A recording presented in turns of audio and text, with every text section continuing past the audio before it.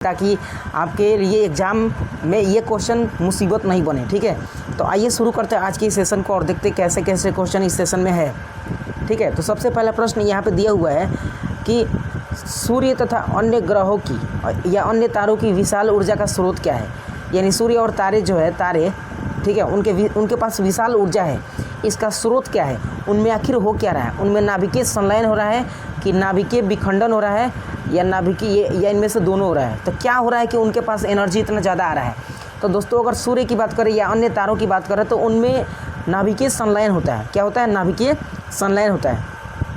याद रखिए क्या होता है? नाभिकीय संलयन होता है। अब अगर बात करें हम सूर्य की, तो सूर्य के अंदर हाइड्रोजन का संलयन किस में होता है? सूर्य के अंदर हाइड्रोजन का संलयन हीलियम में होता है और उसी से ऊर्जा क्या होता है? प्राप्त होता है। तो सूर्य में हाइड्रोजन का संलयन हीलियम में होता है, याद रखिएगा। यानी संलयन की क्रिया हो रही है जिसके कारण सूर्य और तारों में विशाल ऊर्जा बन रहे हैं। ठीक है, तो आगे क्वेश्चन की बात करते हैं। अब करें कि दर्पण सूत्र, ठीक है, करें कि इनमें से कौन दर्पण सूत्र है, कौन सा दर्पण सूत्र है। तो दर्पण सूत्र आपके सामने ऑप्शन भी दिया हुआ है। ठीक है, यहाँ पे 1/v + 1/u = 1/f और यहाँ पे सब सामने दिया हुआ है। तो दोस्तों लेंस सूत्र और दर्पण सूत्र में थोड़ा सा का अंतर होता है। क्या अंतर होता है देखिएगा, यहाँ जो 1/v लिखा है ना, 1/v, ठीक है, और प्लस 1/u बराबर कितना लिखा है? 1/f। तो इन्हीं में थोड़ा सा अंतर है। यहाँ जो प्लस दिख रहा है ना, अगर ये प्लस है और u v और f है तो इसका मतलब कि वो दर्पण सूत्र होगा, और यहीं पे अगर माइनस है तो इसका मतलब वो क्या हो जाएगा? तो वो लेंस सूत्र हो जाएगा। इसका मतलब कि हमारा सीधा सीधा राइट आंसर क्या हो जाएगा? तो ऑप्शन नंबर ए सही हो जाएगा। ठीक है, क्या हो जाएगा? ए सही हो जाएगा। और क्वेश्चन की बात करता हूँ। अब करें कि टिंडल प्रभाव या टिंडल का प्रभाव देखा जा सकता है कहाँ वहाँ? करें कि जंगल में या बाजार में या खेतों में या इनमें से कोई नहीं। तो टिंडल का प्रभाव कहाँ देखा जा सकता है? तो टिंडल प्रभाव हम लोग कहाँ देख सकते हैं? तो जंगल में देख सकते हैं। ठीक है, कहाँ देख सकते हैं जी? जंगल में देख सकते हैं। ठीक है, याद रखिएगा। और भी क्वेश्चन है, उस क्वेश्चन की भी बात कर लेते हैं। तो अब क्वेश्चन कह रहे कि यहाँ पे तारों के टिमटिमाने, थोड़ा सा देखिएगा, कह रहे कि तारों के टिमटिमाने की व्याख्या, ठीक है, तारों के टिमटिमाने की व्याख्या क्या सिद्धांत किस पर आधारित है? तो ऑप्शन भी दिया है उसके सामने। यहाँ पर ऑप्शन क्या दिया हुआ देखिएगा गौर से। ऑप्शन दिया कि प्रकाश के अपवर्तन के सिद्धांत पर या प्रकीर्णन के सिद्धांत पर या वर्ण विक्षेपण के सिद्धांत पर या इनमें से कोई नहीं। तो दोस्तों तारे जब भी टिमटिमाने की बात आएगी तो तारे टिमटिमाने का एग्जैक्ट रीजन क्या होता है? वो होता है प्रकाश का अपवर्तन। ठीक है, यानी प्रकाश के अपवर्तन के कारण तारे क्या होता है? टिमटिमाते हैं। ठीक है, और भी क्वेश्चन आगे दिया हुआ है। कह रहे कि यहाँ पे 5वां नंबर क्वेश्चन दिया हुआ है। 5 नंबर क्वेश्चन कह रहे कि देखिए सामान्य नेत्र के रेटिना पर बने वाले प्रतिबिंब होता है, यानी नेत्र के रेटिना पर जो प्रतिबिंब बनते हैं वो प्रतिबिंब किस प्रकार का होता है? और ऑप्शन भी दिया हुआ है, गौर से देखिएगा। ऑप्शन दिया हुआ है कि आभासी सीधा या आभासी काल सीधा, ठीक है, या आभासी वास्तविक सीधा या वास्तविक उल्टा और आभासी उल्टा। तो अगर देखा जाए तो मानव के नेत्र में उत्तल लेंस होता है जिसके अंदर उल्टा प्रतिबिंब बनता है, लेकिन यह प्रतिबिंब कैसा होता है? तो वास्तविक होता है। यानी हम बोल सकते हैं कि नेत्र के रेटिना पर बनने वाला प्रतिबिंब कैसा होता है? तो वास्तविक और उल्टा होता है। यानी राइट आंसर हमारा क्या हो जाएगा? तो ऑप्शन नंबर सी हो जाएगा। ठीक है, और क्वेश्चन की बात करें दोस्तों देखिएगा। अब क्वेश्चन दिया हुआ है यहाँ पे कि किसी, ठीक है, कह रहे हैं किसी बल्ब में 1 मिनट में 120 कूलम आवेश क्या होता है? प्रवाहित होता है। तो विद्युत धारा का मान क्या होगा? यानी यहाँ पे टी का मान दिया हुआ है, न्यूमेरिकल से क्वेश्चन है। टी का मान दिया हुआ है कितना? तो टी का मान 1 मिनट दिया है, तो 1 मिनट में 60 सेकेंड होता है। ठीक है, और यहाँ क्यू का मान दिया कितना? 120 कूलम, 120 कूलम दिया हुआ है। उसी तरह से और भी इसमें दिया हुआ है। ये पूछ रहा है विद्युत धारा का मान, यानी ए का मान पूछ रहा है। ठीक है, तो ए बराबर ए बोल सकते हैं ना, तो सी बोल सकते हैं, क्योंकि करंट या एम्पियर बोल सकते हैं। तो ए बराबर क्या होता है? Q/T होता है। ए बराबर फार्मूला क्या होता है? Q/T होता है। ठीक है, तो Q का मान 120 है, इसमें से हम 60 से भाग देंगे तो कितना बार में कट जाएगा? 60 दूना 120, यानी इसका करेक्ट आंसर कितना हो जाएगा? तो इसका करेक्ट आंसर क्या हो जाएगा? तो ऑप्शन नंबर आप देखिएगा गौर से, किस ऑप्शन में दिया हुआ है? 2 एम्पियर दिया हुआ है। ठीक है, कितना एम्पियर दिया है? 2 एम्पियर दिया हुआ है। तो इसका राइट आंसर ऑप्शन नंबर कितना हो जाएगा? तो बी हो जाएगा। ठीक है, बी हो जाएगा। और क्वेश्चन की बात करते हैं दोस्तों। करें कि किस उपकरण, ठीक है, यहाँ करें किस उपकरण में धन आवेश, धन और ऋण का चिन्ह नहीं होता है? कौन सा ऐसा उपकरण है? ऑप्शन में दिया हुआ कि उसके ऊपर धन और ऋण का चिन्ह नहीं होता है।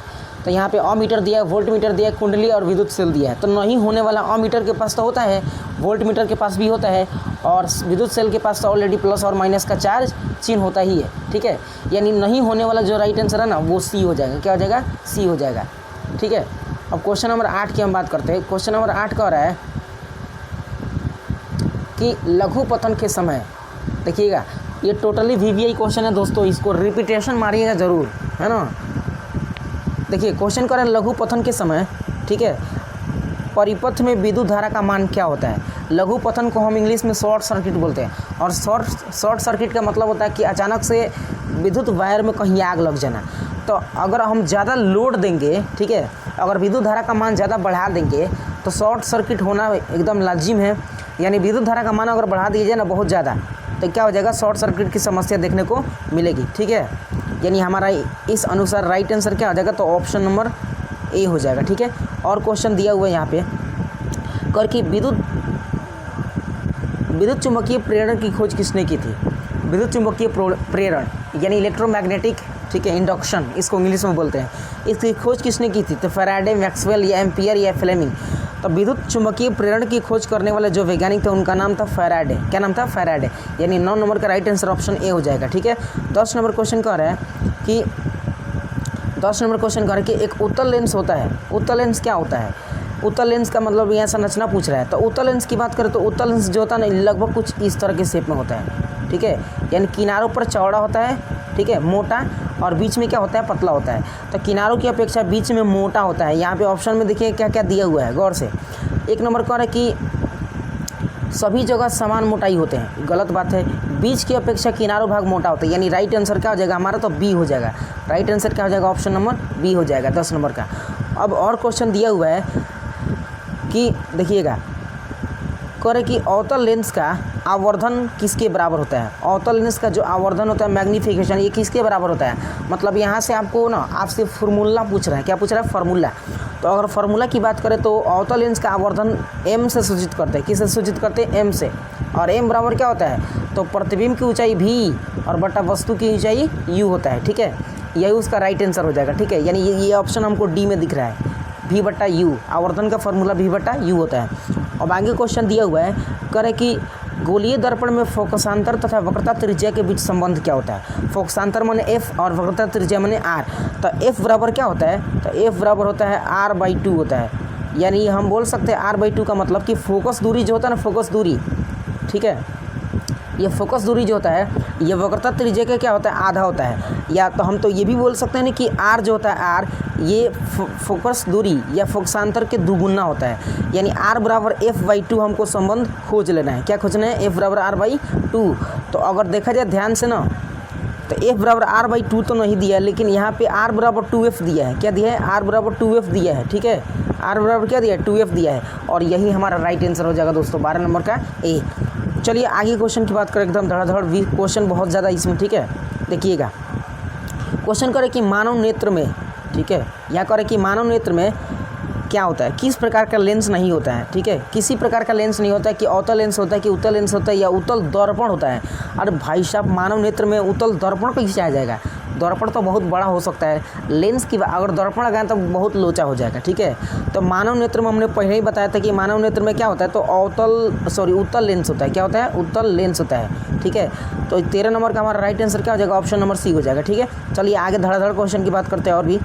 अब 14 नंबर क्वेश्चन कर कि मानव नेत्र वस्तु का प्रतिबिंब निम्न में से किस भाग पर बनता है। यानी जब हम किसी को देखते हैं या कोई हमको देखता है, तो जब हम किसी को देखते हैं तो उसका प्रतिबिंब हमारे नेत्र के किस भाग पर बनता है। ऑप्शन दिया हुआ है, गौर से सुनिएगा, ठीक है। यहाँ कह रहा है कि कॉर्निया पर बनता है, कि आइरिस पर बनता है, कि रेटिना पर बनता है, या पुतली पर बनता है। तो मानव नेत्र में जब भी प्रतिबिंब बनता है कहाँ बनता है? रेटिना पर बनता है। ये इसको और दूसरा नाम है एक दृष्टिपटल। क्या नाम है? दृष्टिपटल नाम है इसका, ठीक है। तो दृष्टिपटल पर क्या बनता है? प्रतिबिंब बनता है, ठीक है। मानव नेत्र में प्रतिबिंब कहाँ बनता है? दृष्टिपटल या रेटिना पर बनता है। अब अगले क्वेश्चन की हम बात कर लेते हैं दोस्तों, देखिएगा। अब करें क्वेश्चन नंबर 15 कि विद्युत जनित्र सिद्धांत आधारित है किस पर। विद्युत जनरेटर जो होता है, ठीक है, ये किस पर आधारित है? तो ये आधारित होता है किस पर, याद रखिएगा दोस्तों, विद्युत चुम्बकीय प्रेरण पर आधारित होता है। किस पर आधारित होता है? विद्युत चुम्बकीय प्रेरण पर आधारित होता है। ये आपसे VVI क्वेश्चन एकदम पूछा ही जा सकता है, और लॉन्ग भी क्वेश्चन इसमें आता है कि विद्युत जनित्र का स्ट्रक्चर और सिद्धांत और कार्यविधि का वर्णन करें, तो ये एकदम धड़ाधड़ एग्जाम में आप लिखिएगा। फिलहाल हम ऑब्जेक्टिव की बात कर रहे हैं, और अगर आपको इस टॉपिक पर वीडियो चाहिए तो हमको कमेंट में ज़रूर रिप्लाई दीजिएगा। फिलहाल हम आगे बढ़ रहे हैं, ठीक है। आगे क्वेश्चन की बात करते हैं, क्वेश्चन नंबर 16। तो क्वेश्चन नंबर 16 कह रहा है, यहाँ पे देखिएगा, ठीक है। 16 नंबर क्वेश्चन कह रहा है कि निम्न में से कौन सा बायोगैस ईंधन का स्रोत नहीं है? बायोगैस का स्रोत नहीं है। तो ऑप्शन भी दिया हुआ है, लकड़ी दिया है कि गोबर गैस या नाभिकीय ऊर्जा या कोयला। क्या हो सकता है? बायोगैस। बायोगैस का मतलब कि किसी जीव से प्राप्त नहीं हो रहा होगा, तो वह ऊर्जा जो किसी जीव से प्राप्त नहीं होता है उसको बायोगैस का स्रोत या बायो ईंधन का स्रोत नहीं कहा जाता है। और ऐसा हमको केवल ऑप्शन नंबर किस में दिख रहा है? तो ऑप्शन नंबर सी में दिख रहा है, ठीक है। नाभिकीय ऊर्जा। नाभिकीय ऊर्जा जैसे हाइड्रोजन का संलयन हीलियम में होता है, ठीक है, तो ये उस नाभिकीय ऊर्जा बोलते हैं। या जब हम यूरेनियम रेडियम का विखंडन करते हैं ना, तो उससे भी नाभिकीय ऊर्जा प्राप्त होता है। वो किसी जीव से नहीं, वो किसी एलिमेंट से प्राप्त होता है, ठीक है। तो याद रखिएगा, इसका राइट आंसर क्या हो जाएगा? ऑप्शन नंबर सी हो जाएगा। फिलहाल हम आगे बढ़ रहे हैं। अब कर रहे हैं क्वेश्चन कि जीवाश्म ईंधन का उदाहरण क्या है? जीवाश्म का मतलब कि किसी जीव के शरीर से बना होगा, तो कोयला है, या फिर यहाँ पे देखिएगा कोयला है कि गोबर गैस है या लकड़ी, इनमें से सभी है। तो जीवाश्म ईंधन का उदाहरण इनमें से सभी हो जाएगा। क्या हो जाएगा? इनमें से सभी, यानी हमारा right answer option number D हो जाएगा, ठीक है।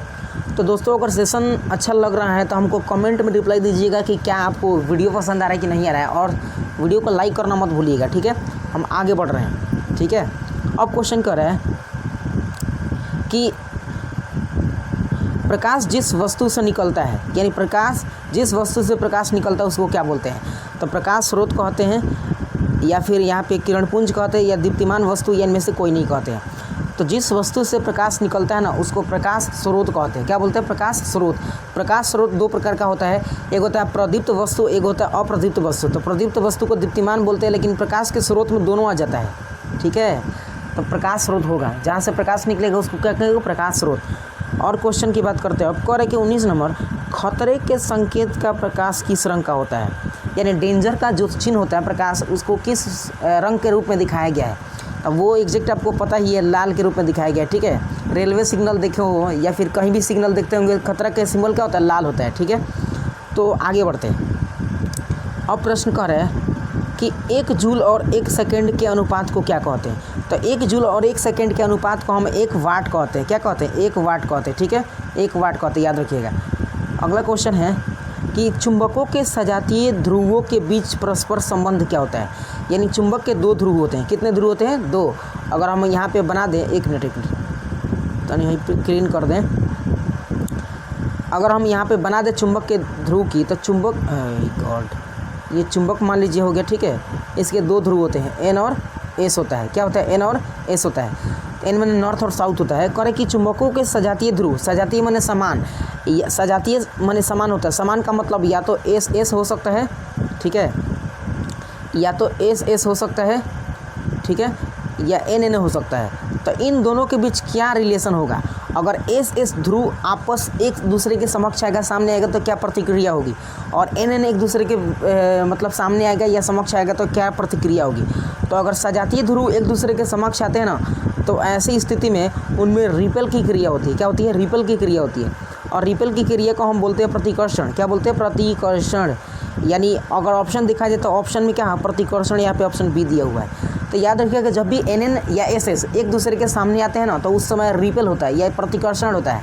वो दोनों एक दूसरे में चिपकना नहीं चाहते हैं। लेकिन जब एन और एस ये दोनों आपस में आते हैं तो चिपक जाते हैं, जबकि एस और एस आपस में आते हैं तो नहीं चिपकते हैं, जबकि एन और एन आपस में आते हैं तो नहीं चिपक पाते हैं। याद रखिएगा। चलिए, हमारा क्वेश्चन राइट आंसर हो जाएगा 21 नंबर का बी। आगे क्वेश्चन बात करते हैं। और ये अब 21 नंबर क्वेश्चन कर रहे हैं यहाँ पे कि विद्युत मोटर परिवर्तित करता है। विद्युत मोटर क्या परिवर्तित करता है? तो कह रहे कि यांत्रिक ऊर्जा को विद्युत ऊर्जा में, यहाँ पे देखिएगा, या विद्युत ऊर्जा को यांत्रिक ऊर्जा में, या रासायनिक ऊर्जा को विद्युत ऊर्जा में, या विद्युत ऊर्जा को रासायनिक ऊर्जा में। तो एग्जैक्टली विद्युत मोटर जो होता है ना, या विद्युत ऊर्जा को यांत्रिक ऊर्जा में बदलता है। किस में बदलता है? विद्युत ऊर्जा को यांत्रिक ऊर्जा में बदलता है, ठीक है। विद्युत मोटर विद्युत ऊर्जा को यांत्रिक ऊर्जा में बदल देता है, ठीक है। तो आगे बढ़ते 22 नंबर क्वेश्चन की 23 नंबर क्वेश्चन की बात करते हैं हम। क्वेश्चन नंबर 23 कर रहा है कि लेंस की, ठीक है, कर के लेंस की क्षमता का SI मात्रक क्या होता है। देखिए लेंस की क्षमता को हम डायोप्टर से सूचित कर, या उसके SI मात्रक डायोप्टर होता है। क्या होता है? डायोप्टर होता है, जिसको ना हम D से सूचित कर सकते हैं। किससे? D से, ठीक है। तो D बराबर 1/f होता है। क्या होता है? 1/f होता है। तो 1/f का मतलब होता है फोकस दूरी, और फोकस दूरी को हम मीटर में मापते हैं। किस में मापते हैं? मीटर में। तो इसका मतलब कि अगर 1/f के जगह पर अगर हम m लिखें तो ये ऊपर जाकर माइनस में हो जाता है, m इन्वर्स हो जाता है। क्या हो जाता है? m इन्वर्स हो जाता है। और ऐसा हमको ऑप्शन में C नंबर दिख रहा है। 23 नंबर के क्या हो जाएगा? तो ऑप्शन नंबर C हो जाएगा, ठीक है। फिर हम लोग आगे बढ़ रहे हैं। क्वेश्चन नंबर 24 का हो रहा है, देखिएगा। क्वेश्चन नंबर 24 कह रिया है कि आकाश का रंग नीला क्यों प्रतीत होता है, ठीक है। आकाश का रंग जो होता है नीला क्यों प्रतीत होता है? तो याद रखिएगा, जब भी नीला पीला कुछ भी कहे ना, तो आप सीधे आंख बंद करके अपवर्तन पर मारिएगा। प्रकाश के अपवर्तन के कारण आकाश का रंग क्या होता है? नीला होता है। देखिए कितना मस्त लैंग्वेज है। प्रकाश के अपवर्तन के कारण आकाश का रंग नीला होता है। वाह वाह, क्या शहर मारा, ठीक है। प्रकाश के अपवर्तन के कारण आकाश का रंग नीला होता है, ये अब नहीं भूलिएगा, हमको लगता है, ठीक है। चलिए फिर आगे हम क्वेश्चन की बात करते हैं। क्वेश्चन नंबर 25 कर कि विद्युत चुम्बकीय प्रेरण की खोज किसने की। अरे ये दोहरा हुआ क्वेश्चन आ रहा है जी, दोहरा हुआ क्वेश्चन। अभी जस्ट इसके पीछे हमने इसको सॉल्व किया था। तो विद्युत चुम्बकीय प्रेरण की खोज किया था फैराडे भाई ने। किसने किया था? फैराडे भाई ने, ठीक है। चलिए फिर आगे बढ़ते हैं हम। क्वेश्चन नंबर 26 नंबर का और यह है क्वेश्चन कि प्रतिबिंब का आकार वस्तु के आकार के बराबर है तो दर्पण क्या होगा। अगर किसी वस्तु का प्रतिबिंब ठीक है आकार या उसकी लंबाई चौड़ाई उस प्रतिबिंब के आकार के बराबर है, तो बीचवा में कौन दर्पण रखा गया था कि इसका आकार प्रतिबिंब के आकार के बराबर बता रहा है। तो ऐसा तो केवल और केवल समतल दर्पण में होता है जी, समतल दर्पण में, ठीक है। तो 26 नंबर का करेक्ट आंसर ऑप्शन C हो जाएगा, ठीक है। अब आगे बढ़ते हैं हम लोग 27 नंबर क्वेश्चन की भी बात कर लेते हैं। 1 किलोवाट बराबर कितना होता है। तो 1 किलोवाट बराबर होता है 3.6 गुणे 10 के पावर 6 जूल। कितना होता है? 3.6 गुणे 10 के पावर 6 जूल होता है, ठीक है। 1 किलोवाट बराबर होता है, याद रखिएगा। उसी तरह से आपसे पूछा जाए कि 1 वाट बराबर क्या मतलब बनता है। एक ऐसा होता है ना जी, 1 HP, हाँ 1 HP बराबर कितना होता है। यहाँ HP का मतलब होता है हॉर्स पावर। तो 1 HP आपसे जब भी पूछा जाएगा ना, तो 1 HP जो होता है हॉर्स पावर बराबर 746 वाट होता है। कितना होता है? 746 वाट होता है, ठीक है। और 1 वाट बराबर कितना होता है? 1 किलोवाट। 1 kW बराबर कितना होता है? 1 kW बराबर होता है 3.6 गुणे 10 के पावर 6 जूल होता है, ठीक है। तो आगे हम बढ़ते हैं। क्वेश्चन नंबर 27 थोड़ा केमिस्ट्री से भी क्वेश्चन है, फिजिक्स से भी क्वेश्चन है, बायोलॉजी से भी क्वेश्चन है। तो हमने यहाँ तक जो क्वेश्चन देखा था ना, वो सब किससे था? तो फिजिक्स वाले बाबा से था। अब आते हैं केमिस्ट्री की बात कर कि इथेनोइक अम्ल को सामान्यतः क्या कहा जाता है। इथेनोइक अम्ल को हम लोग सामान्यतः कहते हैं और कहवाते हैं एसिटिक अम्ल। क्या कहते हैं? एसिटिक अम्ल, यानी right answer option number B हो जाएगा, ठीक है। अब करें कि भारतीय प्रणाली, अगला क्वेश्चन 29 नंबर देखिएगा गौर से। भारतीय संगीत प्रणाली में संगीतों के कितने सुर हैं? सुर जैसे सा रे ग म प ध नी सा, यानी नी सा नहीं होता है, सा रिपीटेड होता है। सा रे गा मा प ध नी तक होता है। कितना होता है? नी। और नी तक टोटल 7 गो होता है। कितना होता है? 7 होता है। यानी भारतीय संगीत प्रणाली में स्वरों की संख्या कितना है? 7 है। इस सुर कह रहा है, ठीक है। कोई बात नहीं, कह लो, तुम्हारा भी मन है, कह लो। आगे बढ़ते हैं। क्वेश्चन नंबर 30 कर कि वायु रोधी बर्तनों में खाद्य सामग्री रखने में उपचान की गति क्या हो जाती है? धीमी हो जाती है कि तीव्र हो जाती है कि बराबर या अति तीव्र हो जाती है? तो वायु रोधी का मतलब कि वैसा पात्र जिसमें वायु प्रवेश नहीं कर पाता है, उसमें अगर हम कोई सामग्री रखें हैं, कौन सा सामग्री? तो खाने वाला, क्योंकि इसमें कह रहा है खाद्य सामग्री। तो खाने वाला सामग्री अगर हम रख रहे हैं तो उसके उपचयन की गति क्या हो जाएगी? देखिए जब तक ऑक्सीजन के कांटेक्ट में कोई खाद्य सामग्री नहीं आएगा ना, तब तक उसका उपचयन मतलब सड़ेगा नहीं, खराब नहीं होगा, ठीक है। इसका मतलब कि धीमी हो जाएगा। क्या हो जाएगा? धीमी हो जाएगा, ठीक है। आगे बढ़ते हैं। तो 30 नंबर का करेक्ट आंसर ऑप्शन नंबर क्या हो जाएगा? A हो जाएगा, धीमी हो जाएगा।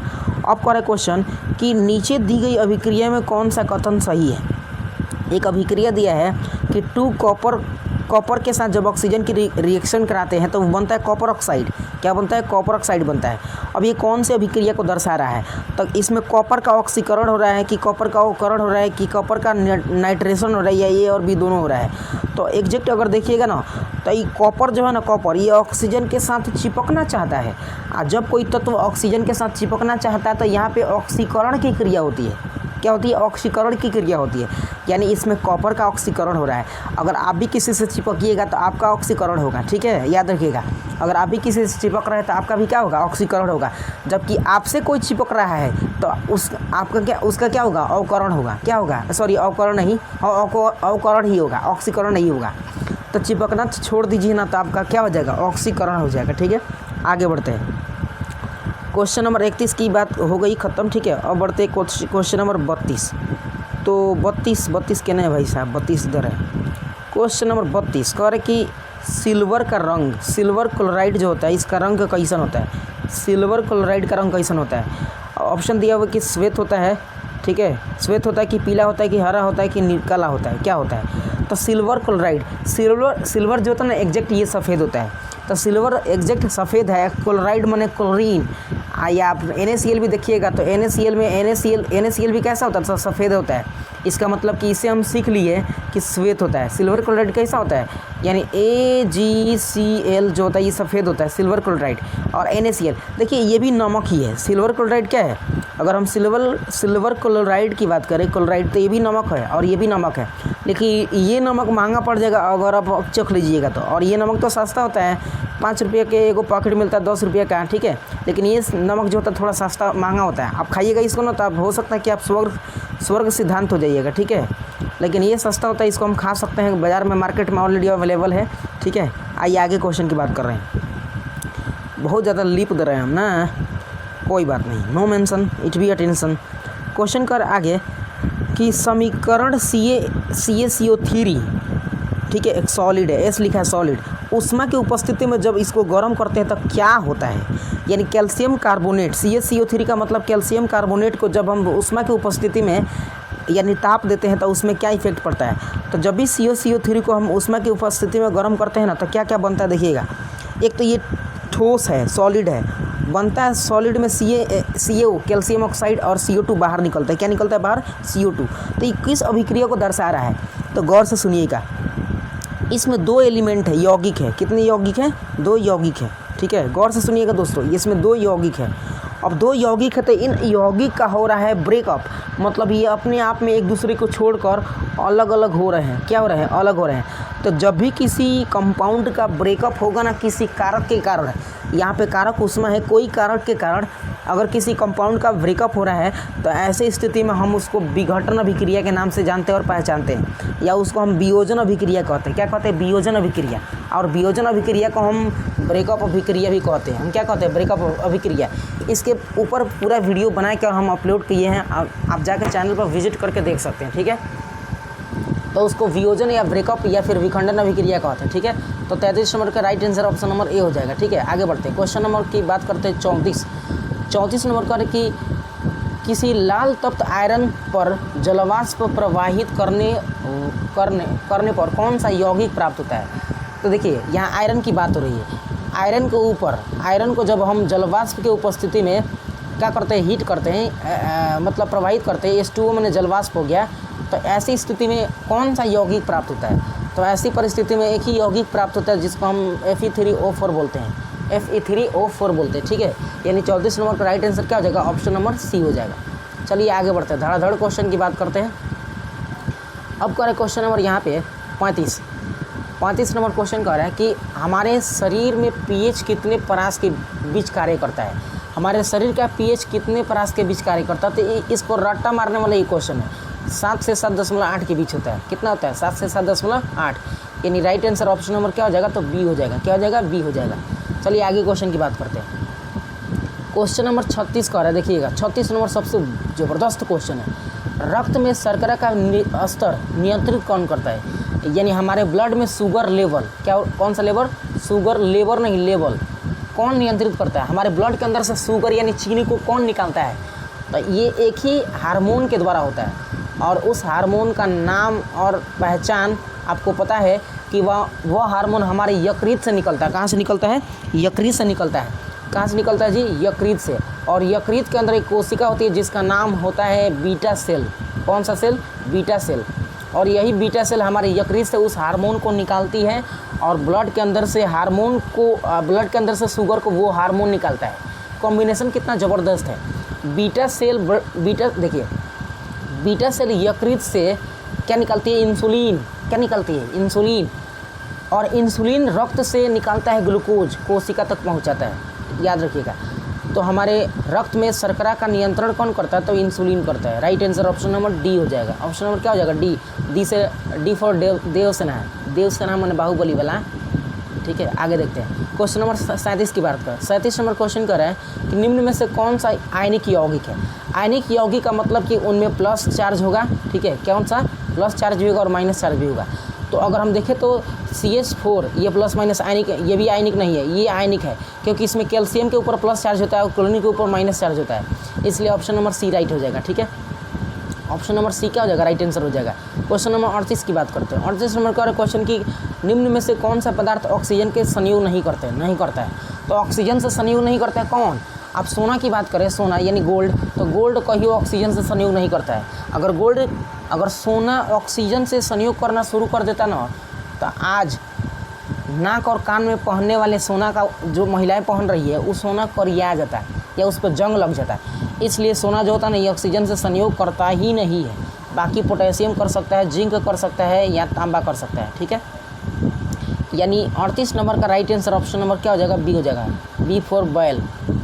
आगे क्वेश्चन की बात करते हैं, ठीक है। क्वेश्चन नंबर 39 कह रहा है कि शुद्ध सोना को व्यक्त किया जाता है। भाई तो चुटपुटिया क्वेश्चन है। 24 कैरेट हटाइए, इसको साइड कीजिए, ये आप बचपन से आप जानते हैं। अब कह रहे कि वायुमंडलीय दाब, वायुमंडल में CO2 की मात्रा कितनी होती है? मैं ये भी चुटपुटिया क्वेश्चन। 0.03% होता है। कितना होता है? 0.03% होता है। और इसका राइट आंसर ऑप्शन नंबर क्या हो जाएगा? तो सी हो जाएगा। सी से कैट मैंने बिलाई। अब क्वेश्चन आगे दिया 40 और ये 40 नंबर तो बोलिए दिए। लास्ट एक क्वेश्चन 41 की बात करते हैं। तो इसमें टोटल 80 क्वेश्चन थे, तो 40 इस वीडियो में कवर कर रहे हैं और 40 नेक्स्ट वीडियो में कवर करेंगे। और भी बहुत सारा क्वेश्चन है, इतना ना क्वेश्चन है कि आपको अगर रट लीजिएगा पूरा ना तो एग्जाम में आपको फर्स्ट डिवीज़न लाने से कोई नहीं रोक सकता है, ठीक है। 41 नंबर क्वेश्चन है, सल्फ्यूरिक अम्ल का आणविक सूत्र क्या होता है? जो ये फार्मूला पूछ रहा है, तो सल्फ्यूरिक अम्ल का फार्मूला होता है H2SO4, ठीक है। H2SO4 इसको किंग ऑफ एसिड के नाम से भी जाना जाता है, ठीक है। सल्फ्यूरिक अम्ल को किंग ऑफ एसिड के नाम से जाना जाता है और पहचाना जाता है। इसका मतलब कि इसका राइट आंसर ऑप्शन नंबर क्या हो जाएगा? तो H2SO4 का नाम दिख रहा है बी नंबर, बी से बैल, ठीक है। तो उम्मीद है कि आज के सेशन को आप समझ पाए होंगे और कुछ आपको फ़ायदा मिला होगा। तो इसी के साथ मिलते किसी अदर वीडियो में, तब तक के लिए बाय बाय और take care of your self. Video को, चैनल को लाइक सब्सक्राइब जो भी करना है कर लीजिएगा।